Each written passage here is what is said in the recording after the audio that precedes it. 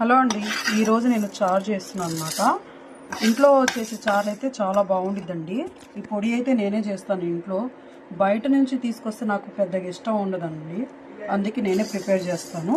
ఇందులో ఏమేమి వేసాను చూడండి ఒకసారి. ఇది కొంచెం గోల్డెన్ వచ్చేటట్టు ఫ్రై చేసుకోవాలండి. ఇందులో ఏమేమి వేసానంటే ధనియాలు, కందిపప్పు, జీలకర్ర, నల్ల మిరియాలు వేసి మిక్సీ పెట్టాలన్నమాట. నెక్స్ట్ అల్లం, చిన్నులపాయలు కొంచెం వేయాలి. ఇవన్నీ మిక్సీకి పెట్టాలి. చూడండి అయిపోయింది.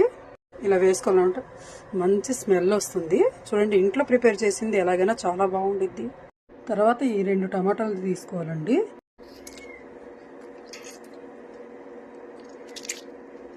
చూడండి, ఇందులోనే ఉప్పు, కారం, ఉల్లిపాయలు, టమాటాలు ఇవన్నీ మిక్స్ చేసి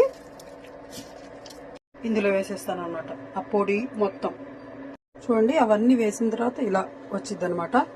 ఫైనల్ లుక్ కూడా చూపిస్తాను. చూడండి ఫైనల్గా రసం ఇలా ఉండిద్ది. ఇంట్లో మనం పొడి తయారు చేసింది.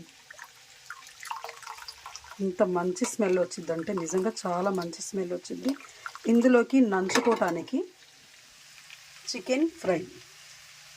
చికెన్ ఫైనల్ లుక్ ఇది అన్నమాట. చూడండి ఎంత బాగుందో. ఇలా ఎక్కువ కొత్తిమీర వేసి నేను ఫ్రై చేస్తానండి. చాలా బాగుండిద్ది. చాలా మంచి ఫ్లేవర్ వచ్చింది అనమాట. ఎంతమందికి రసం చికెన్ కాంబినేషన్ ఇష్టమో కామెంట్ చేయండి. ఓకేనా?